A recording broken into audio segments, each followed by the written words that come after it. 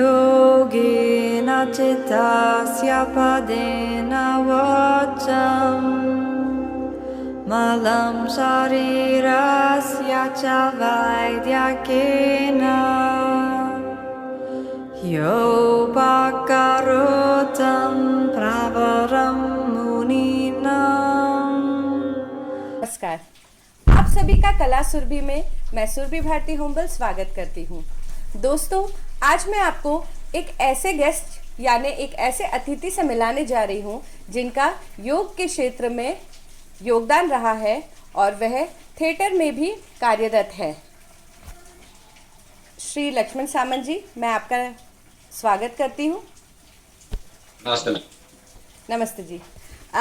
Sir, जैसा कि मैं आपको जानती हूँ कि आप योग के क्षेत्र में कार्यरत है, तो मैं आपसे यह जानना चाहूँगी कि आपने इस क्षेत्र में अपनी शुरुआत कैसे की और आपने कब ऐसा सोचा कि आपको इस क्षेत्र में अपना करियर बनाना चाहिए।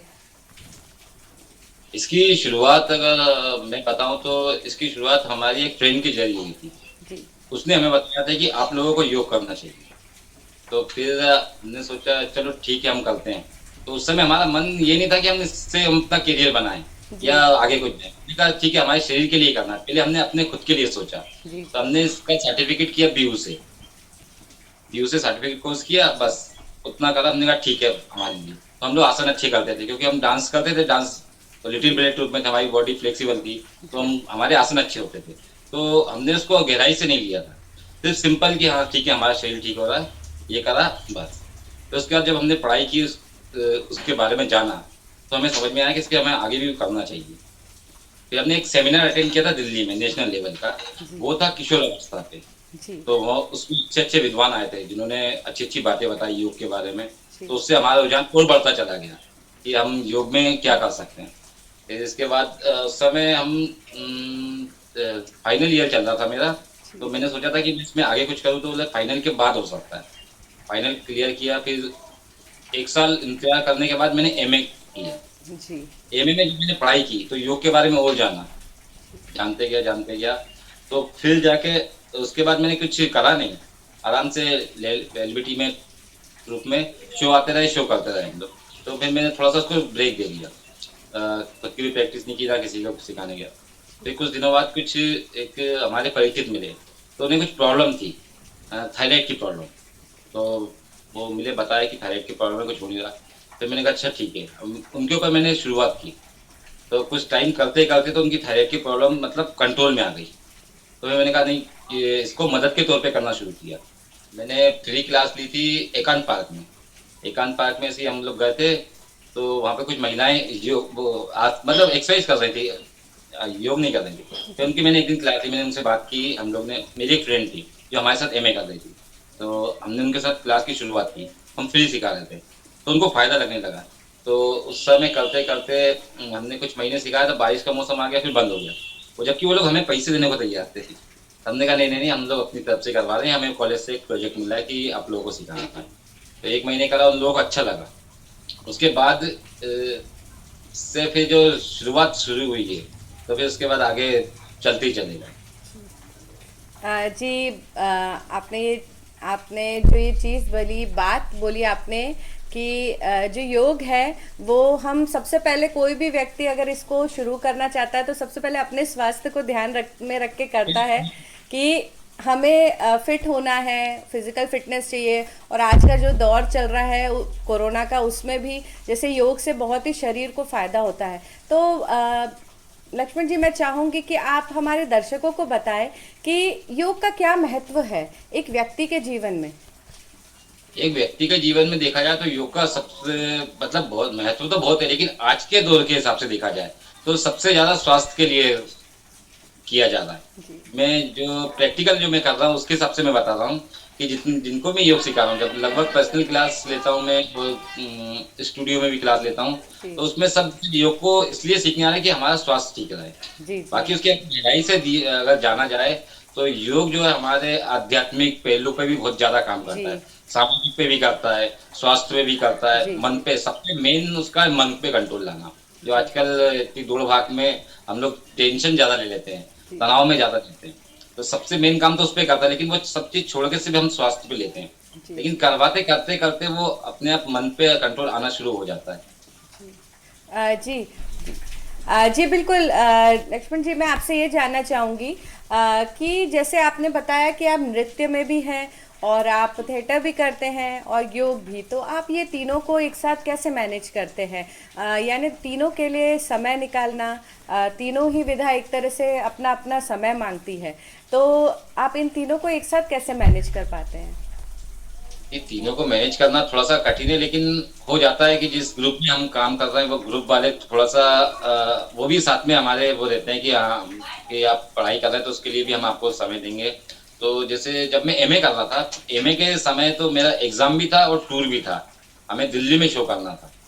तो यहाँ से हम गए, तो हमारा टूर तो पहले चला गया, मैं अकेला एक दिन बाद गया और वहाँ शो करा। एक वो शो करा तो वो शो करने के बाद तुरंत उसी रात में जैसे ही शो खत्म हुआ, मेरे को दूसरे दिन पेपर था। जी तो मैंने मेकअप तक नहीं साफ किया था। वो जो मैनेजर था हमारे, वो गाड़ी बाहर रखी वही ड्रेस में जो ड्रेस में पहना था, वो ड्रेस में वापस आया मैं, और मतलब गाड़ी के अंदर ही ड्रेस बदली, फिर जाके हमने ट्रेन पकड़ के भोपाल आए। जी मतलब ग्रुप वाले भी साथ देते हैं, बड़ा मुश्किल मतलब थोड़ा सा कठिन रहता है, लेकिन हो जाता है मैनेज।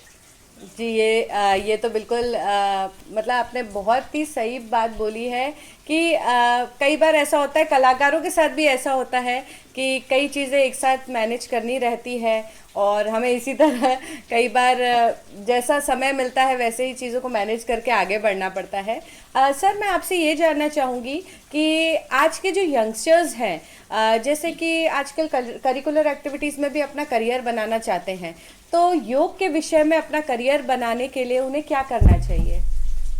योग के विषय में अगर उन्हें करियर बनाना है तो उन्हें या तो योग में एमए करना पड़ेगा। सर्टिफिकेट या डिप्लोमा करने से कोई मतलब नहीं है, क्योंकि सर्टिफिकेट में हम 3 महीने में पढ़ाई करते हैं, वो उतना सीख नहीं पाते हैं। वो सिर्फ हमें लगता है कि हाँ हमने सीख लिया, लेकिन जब हम प्रैक्टिकल पे जाते हैं तो वो पढ़ाई थोड़ी कम पड़ जाती है। आसन कर लेंगे, अगर मान लो कोई अच्छा आसन कर लेता है, लेकिन आसन के बेनिफिट या करवाने का तरीका कि किसको बीमारी है उसको क्या करवाना है आसन।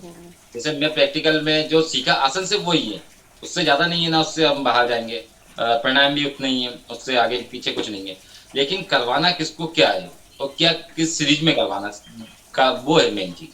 जैसे मैं अभी अभी जो मैं क्लास लेता हूँ उसमें मैंने प्रैक्टिकल में ये देखा है, सबसे ज्यादा परेशानी जो है महिलाओं को। एक तो अभी जो चल रही है थायराइड की सबसे ज्यादा प्रॉब्लम हो रही है, पीसीओडी की आपको मालूम है शायद, क्योंकि जो कम उम्र की लड़कियां उनमें तक ये प्रॉब्लम है। सिंपल सा कारण है उनका कि लाइफ स्टाइल थोड़ी गड़बड़ा गई है, ना टाइम पे खाना। और कंधों की जो प्रॉब्लम है, सर्वाइकल की प्रॉब्लम आ रही है, स्लिप डिस्क की प्रॉब्लम आ रही है, या हम कहें साइटिका की प्रॉब्लम आ रही है। एक तो ऑफिस वाले हो गए और फिर पढ़ने वाले बच्चे हो गए, और आजकल के टाइम में कोरोना के टाइम तो मोबाइल में पढ़ना है, लैपटॉप में पढ़ना है, तो सबसे ज्यादा सर्वाइकल की प्रॉब्लम सबसे ज्यादा आ रही है। तो उसी को ध्यान में रखते हुए मैं जो कर रहा हूँ, लगभग तीन महीने में लगभग ये प्रॉब्लम पूरी लगभग कंट्रोल तो पूरी हो जाती है। वो ज्यादा जब हम करते हैं 6 महीने तक तो खत्म हो जाती है। जी जी बिल्कुल। सर, मैं आपसे एक चीज़ ये भी पूछना चाहूँगी, जैसे आपने अभी बोला कि बच्चे आजकल मोबाइल में पढ़ रहे हैं या मोबाइल में ही कोई एक्टिविटीज़ कर रहे हैं क्योंकि अभी वो बाहर नहीं जा सकते हैं, तो सर योग के लिए क्या आप जैसे ऑनलाइन क्लासेस लेते होंगे, तो आप उसमें ऑनलाइन के तौर पे योग कैसे मैनेज करते हैं ऑनलाइन क्लासेस में? ऑनलाइन क्लास में थोड़ा सा मुश्किल पड़ता है, लेकिन मैंने सोचा नहीं था कि मैं करूँ ऑनलाइन, क्योंकि जो मैं सामने करता हूँ तो सामने से ज्यादा वो रहता है कि हाँ ये ऐसे ही हो पाता। मैंने सोचा ऑनलाइन भी किया जाए, तो ऑनलाइन भी की थी मैंने क्लास। तो उसमें थोड़ा ये था कि हाँ बस ये था कि उनको सही नहीं तरीके से हम जैसे पकड़ के मैं करवाता हूँ। मैं योग में मतलब योग थेरेपी करवाता हूँ अधिकतर, जो खुद से आ गया मेरे को करते करते। तो उसमें आसन सही करवाना, अच्छे से पोस्चर।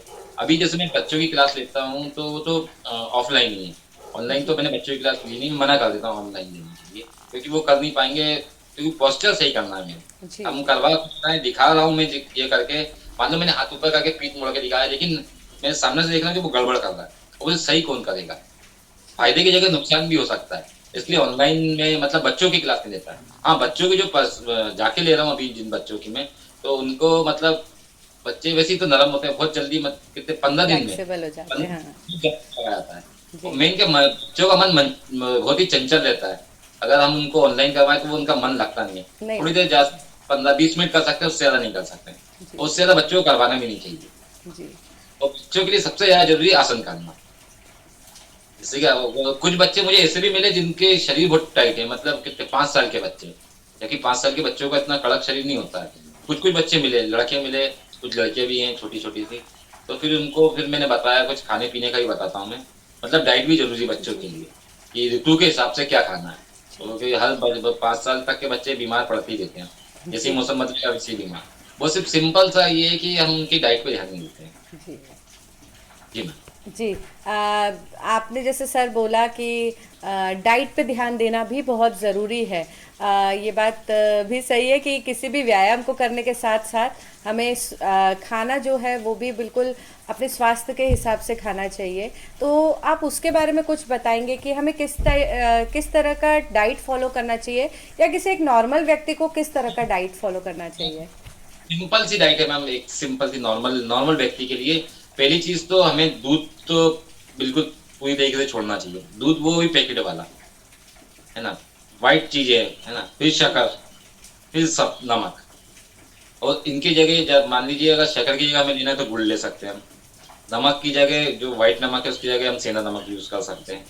ठीक है, ये तो 3 चीज हो गई जो मतलब इनको सफेद जहर खाएंगे हम, क्योंकि तीनों से बहुत ज्यादा प्रॉब्लम होती है। ठीक है, नमक से जो है थायराइड की प्रॉब्लम ज्यादा होती है, क्योंकि रिफाइंड देता है वो आपके लिए भी थोड़ा सा रहे। और जैसे भी जितने पेक फूड आते हैं फैक्ट्री से जो आते हैं, लगभग उसे कम कर दें। एकदम छोड़ नहीं सकते वो, क्योंकि आदत में आ चुका है वो हमारे। और सुबह हम जितने फल ले सकें या सलाद ले सकें खाने में, वो यूज करें। बस ये सिंपल है, इससे ज्यादा बताना बहुत ज्यादा डिटेल में तो।